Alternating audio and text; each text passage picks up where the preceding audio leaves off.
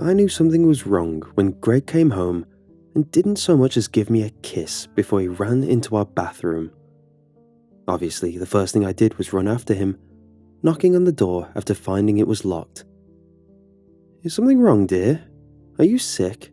I thought you'd be out fishing for a few more hours," I asked. Greg's response made something inside my skin crawl.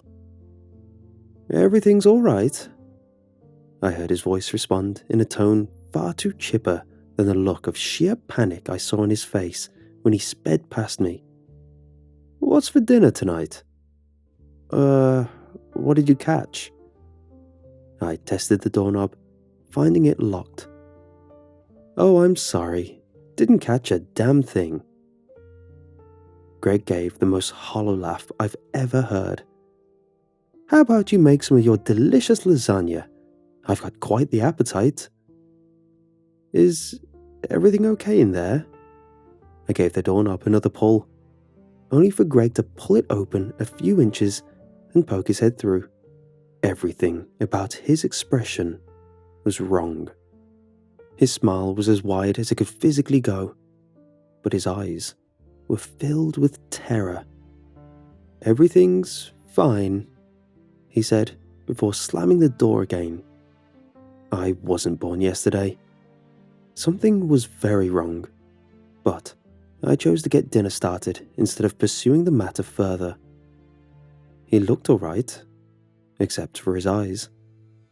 I figured he might have gotten sick from pounding too many beers at the lake and just didn't want to tell me, even if he went about it in the most unsettling way. The lasagna was in the oven when I went to go check on Greg again. He was still barricaded in the bathroom. I knocked before saying, "Greg, do you need something?" I heard a muffled sob before he responded. "Everything's fine. Are you making green beans too? I am famished." Now I knew this was something more than just some bellyache because of cheap beer. I grabbed a pin off my side table and began prodding at the lock. "Greg, you're not fine. Whether you like it or not, I'm coming in," I snapped. "No, please. It smells like a sewer in here. You really don't want to do that. Stay out. Go make dinner like a good partner. Greg, you better hope you're dying, because if you accuse me of being anything but a good husband..." I felt the lock pop and I shoved the door open, taking one step inside before nearly slipping in a puddle of blood. My partner was sitting on the toilet, clutching a dripping razor between his fingers. His lips were cut and oozing red. His right cheek slashed open to the molars, giving him the most sinister of exaggerated smiles. I gasped, running to his side.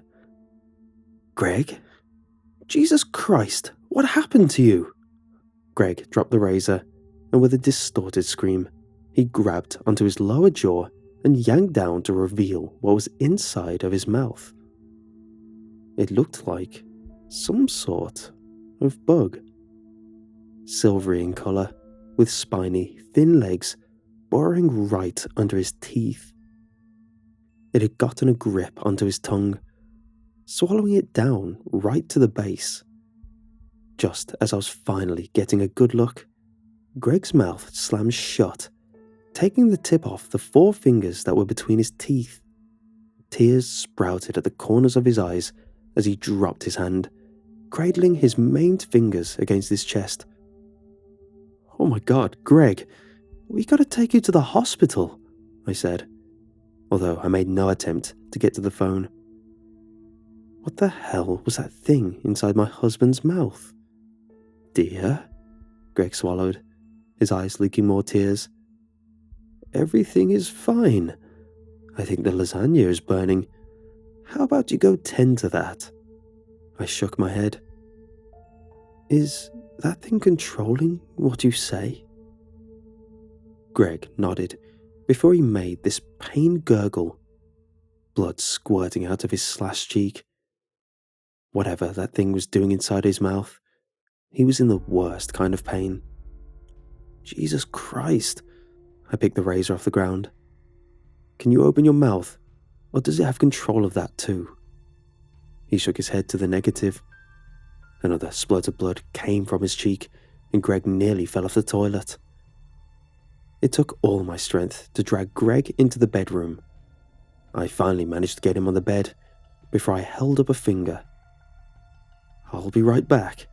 Don't you move a muscle," I said before I ran to the kitchen.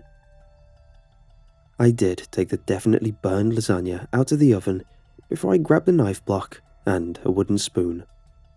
When I got back to the bedroom, Greg was looking pale, his unmangled fingers clutching onto the quilt so tight I swear it was going to tear.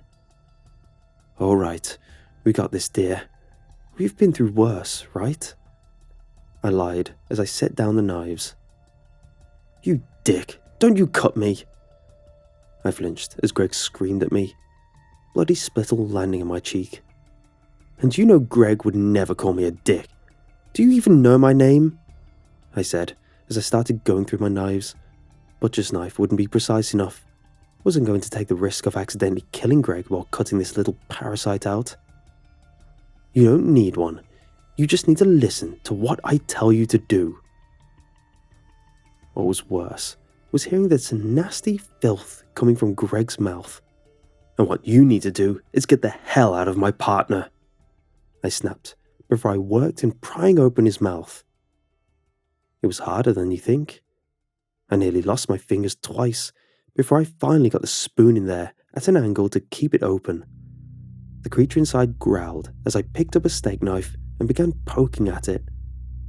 It writhed, and I heard an inhumane hiss before Greg's eyes popped wide open. He wasn't screaming with his mouth, but he was with his eyes.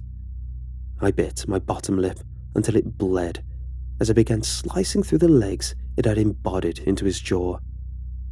The legs were thin, no bigger than a piece of straw, so they cut pretty easily.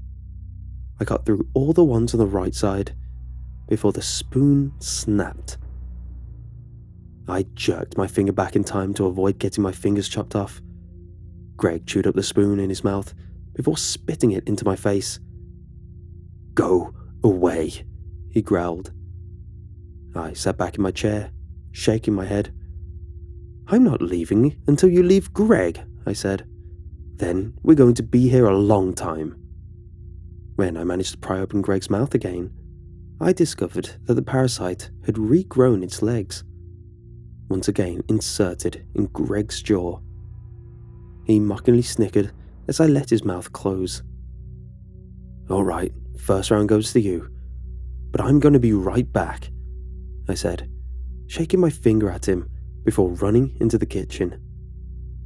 When I returned with a metal spoon, Greg's body was so still, I thought he was dead.